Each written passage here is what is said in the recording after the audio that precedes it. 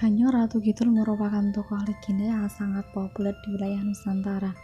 Kanjeng Ratu Hajah Kenconosari ini sering dijuluki sebagai Kanjeng Ratu Kidul dan disamakan dengan Nyai Roro Kidul. Kedua sosok ini tentu berbeda.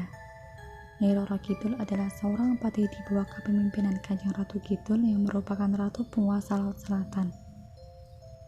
Kanjeng Ratu Kidul adalah roh suci yang mempunyai sifat mulia dan baik hati. Sosok ini berasal dari tingkat langit yang tinggi, pernah turun di berbagai tempat di dunia, dengan jati diri tokoh-tokoh suci setempat di setiap zaman yang berbeda. Pada umumnya, Kanjeng Ratu Kidul menampakkan diri hanya memberi peringatan berupa isyarat akan datangnya suatu kejadian penting. Kanjeng Ratu Kidul memiliki kuasa atas ombak keras Samudra Hindia dari istananya yang terletak di jantung samudra. Menurut kepercayaan Jawa, Kanjeng Ratu Kidul merupakan pasangan spiritual para sultan dari Kerajaan Mataram dan Yogyakarta. Kedudukannya meliputi Merapi, Keraton, Laut Selatan, yang ketiganya membentuk garis imajiner. Kisah spiritual tersebut berawal dari suatu ketika Laut Selatan Pulau Jawa oleng, menggelegak macam air panas dalam kuali.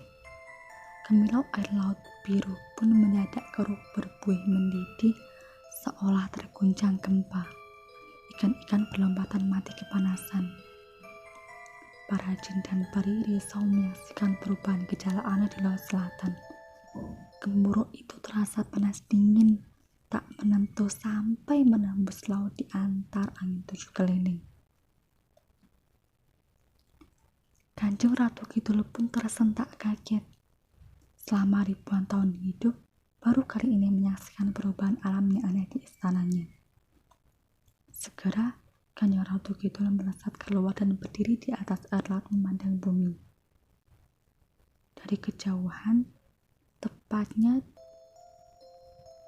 di tepi pantai, melihat seorang lelaki rupawan yang gagah berwibawa berdiri bersedekap mengheningkan cipta.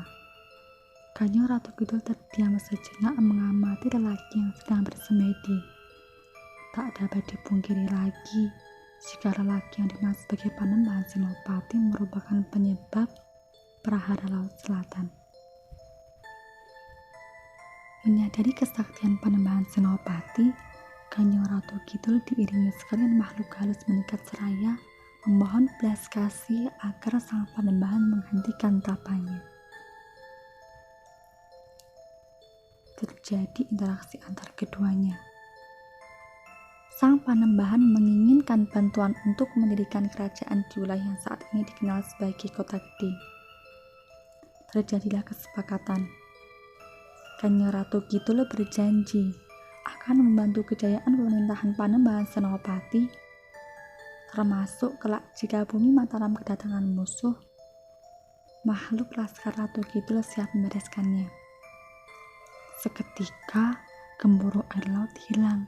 Tidak ada badai gelombang, bahkan makhluk-makhluk laut yang mati pun hidup kembali.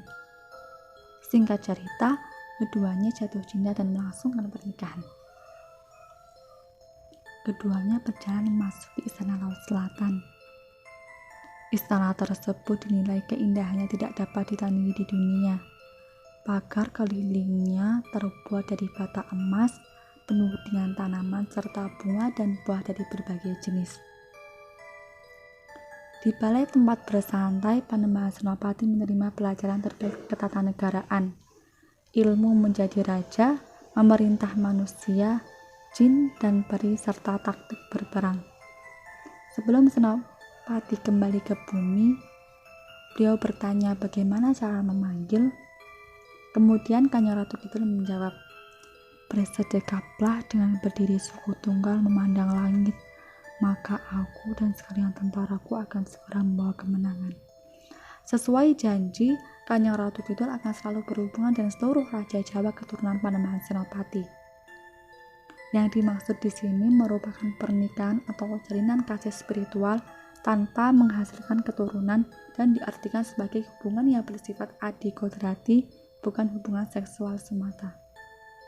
Namun hubungan tersebut selesai sebelum perjanjian Giyanti pada tahun 1755.